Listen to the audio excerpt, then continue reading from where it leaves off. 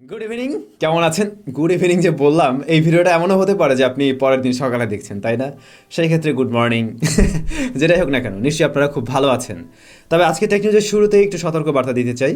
আপনারা জানেন যে ডে বাই ডে আমাদের দেশে কিন্তু এই যে অমিক্রনের প্রভাবটা বেড়েই চলছে, রাইট? গত 24 ঘন্টায় মানে হিউজ একদম বিগ জাম্প দিচ্ছে। তো আমার মনে হয় আমাদেরকে একটু সাবধান সতর্ক থাকতে হবে। অনেককেই আজকে আমি দেখলাম যে বাণিজ্য মেলায় মানে ধুমাইয়া চাইতেছে এমন একটা অবস্থা। আমি 300 একটা ভিডিও শ্যুট করতে গিয়েছিলাম, বাট কোনো ওয়ে ছিল না ওখানে শ্যুট করার মতো। আমি এই যে একটু আগেই আবার ব্যাক করছি। তো সবাইকে বলবো যে আমরা একটু জনসমাগম একটু এড়িয়ে চলি, নিজে ভালো থাকি, পরিবারের সবাইকে ভালো রাখি, রাইট? টেক নিউজের শুরুতেই আইফোন 13 সিরিজ সম্বন্ধে ইন্টারেস্টিং বলা যাবে না, যারা ইউজ করছে তাদের জন্য দুঃখের সংবাদ বলা যায়।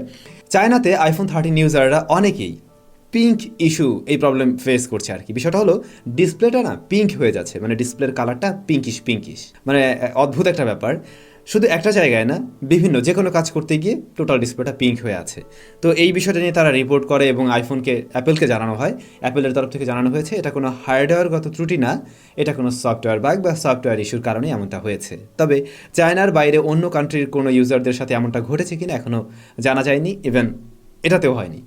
তো অ্যাপেল থেকে জানিয়ে দেওয়া হয়েছে এটা ফিউচারে অবশ্যই তারা ফিক্স করে ফেলবে, যেহেতু সফটওয়্যারের প্রবলেম হয়তো ভাবে তারা ফিক্স করে দিতে পারবে। WWE প্রেমীরা কোথায়, মানে রেসলিং, আমাদের ছোটবেলা কিন্তু মানে এটার প্রতি খুব বড় রকমের একটা ভালোবাসা কাজ করতো। ভিটিভিতে দেখতাম বা ডিসলাইনে পরে দেখতাম।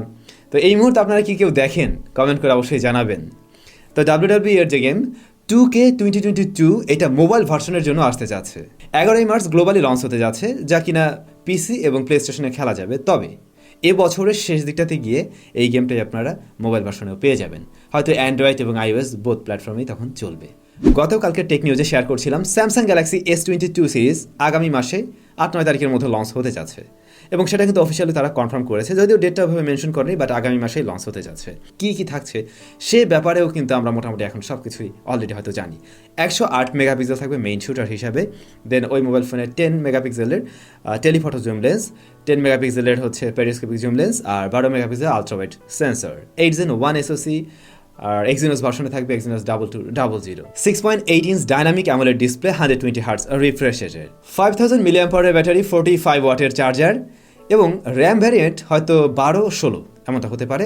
আর এই স্মার্টফোনের ফ্রন্ট ফেসিং ক্যামেরায় 40 মেগাপিক্সেলের ক্যামেরা। তবে স্যামসাং বলছে প্রিভিয়াস জেনারেশনের চাইতে নাকি নাইট মোডে অনেক বড় রকমের ইমপ্রুভমেন্ট থাকবে। নাইট মোডে ফটোগ্রাফি করতে গেলে বা লো লাইটের ফটোগ্রাফিতে ইমপ্রুভমেন্ট পাওয়া যাবে।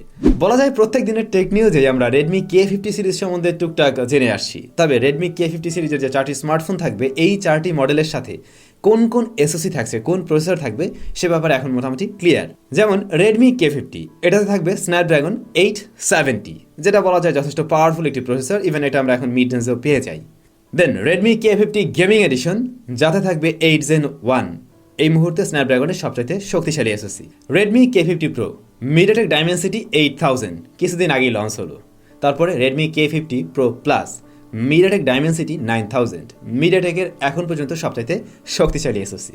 ব্ল্যাক শার্ক 4 সিরিজ চায়নার মার্কেটে হয়তো আগামী মাসেই লঞ্চ হতে যাচ্ছে, এবং এই স্মার্টফোনের ক্যামেরা সেকশনে 64 মেগাপিক্সেলের main shooter, 13 megapixel ultra wide, এছাড়াও 5 মেগাপিক্সেলের ডেপথ আর ম্যাক্রো শুটার থাকার পসিবিলিটি আছে। অ্যামোলেড প্যানেল থাকবে, এবং প্রসেসর সেকশন সম্বন্ধে কোনো লিক্স বলছে 8 Gen 1, আবার কোনোটা বলছে 888+ দিয়ে হয়তো আসতে পারে। কয়েকদিন আগে একটা টেক নিউজে শেয়ার করছিলাম বাংলাদেশে অ্যাপেল হয়তো অফিসিয়ালি আসতে যাচ্ছে, আপনাদের হয়তো খেয়াল আছে। তো জেনারেল লিক্স বলছে হ্যাঁ, সেরকমটাই হয়তো আমরা খুব শীঘ্রই দেখতে যাচ্ছি, এবং পরবর্তী সিরিজটা iPhone 14 সিরিজের স্মার্টফোন হয়তো আমরা বাংলাদেশ থেকে সরাসরি অ্যাপেলের তরফ থেকে আর কি পেতে যাচ্ছি অফিসিয়ালি, হতে পারে এমনটা। প্রিয় ভাই ব্রাদার, আপনারা অনেকেই কমেন্টস করে আসছিলেন ভাইয়া 10,000 টাকার আশেপাশে কোনো একটা দারুণ স্মার্টফোন নিয়ে রিভিউ নিয়ে আসেন। তো কালকে আমরা হয়তো একটা ভিন্ন ধর্মী স্মার্টফোনের রিভিউ নিয়ে আসতে যাচ্ছি, যা 10,000 টাকার মধ্যেই পাওয়া যায়। তবে এই বাজেট সেগমেন্টে আমরা যে ধরনের ডিভাইসগুলো দেখি, যা অফার করে, তার চাইতে কিছুটা ব্যতিক্রম। সব ভালো এমন না, খারাপও রয়েছে, ভালোও রয়েছে। আই হোপ কালকে ভিডিওটা আপনি এনজয় করবেন, এবং যাদের বাজেট 10,000 টাকা তারা আরেকটা দিন ওয়েট করুন, হয়তো আপনার পছন্দের ডিভাইসটি ওয়েট করছে। ওয়েল, আজকে টেক নিউজ অল্প, এছাড়া আমি আসলে সময়ও পাইনি, যেহেতু ওই যে বাইরে দিয়ে ঘোরাফেরা করে জ্যামে আর কি সব শেষ। সো চলে যাবো লাস্ট ভিডিওর কমেন্ট সেকশনে। এমডি ইমন ভাই লিখেছেন, মোবাইলে কিবোর্ড ও মাউস একসাথে কিভাবে ব্যবহার করবো একটু বলেন। ভাইয়া, মোবাইলে কিবোর্ড এবং মাউস যদি একসাথে ব্যবহার করতে চান, সবচাইতে ভালো হবে আপনি ওয়্যারলেস কিবোর্ড মাউস ব্যবহার করুন। সেই ক্ষেত্রে তারের ঝামেলাও থাকলো না, আর আপনি একসাথে কিন্তু দুটো জিনিসই ব্যবহার করতে পারছেন। ওটিজি অ্যাডাপ্টার দিয়ে ব্যবহার করলে চলবে। নীরব ওয়াইটি, ভাই একটা ভালো গেমিং গ্লাস প্রোটেক্টরের নাম বলবেন। ভাইয়া ভালো গেমিং গ্লাস প্রোটেক্টর আমার সঠিকভাবে জানা নেই, তবে ওই যে রেইনবোর একটা মনে হয় পাওয়া যায়, মেবি এরকম নাম, ওইটা দেখতে পারেন। কবির ভাইয়া লিখেছেন রিয়েলমি জিটি নিও 3 এর প্রাইস কত হতে পারে প্লিজ জানাবেন। সাধারণত আসলে প্রিভিয়াস জেনারেশনের সাথে মিল রেখেই পরবর্তী সময় স্মার্টফোনগুলো লঞ্চ হয়ে থাকে।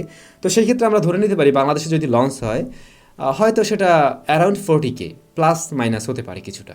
সিওডি রাতুল ভূত, ভাইয়া অ্যাপল নাকি 29K টাকাতে আসবে, এমনটা আমি শুনিনি, এমনটা হতে পারে বলেও আমার জানা নেই। তবে সত্যিই যদি এমন কিছু হতো খুব খুশিই হতাম।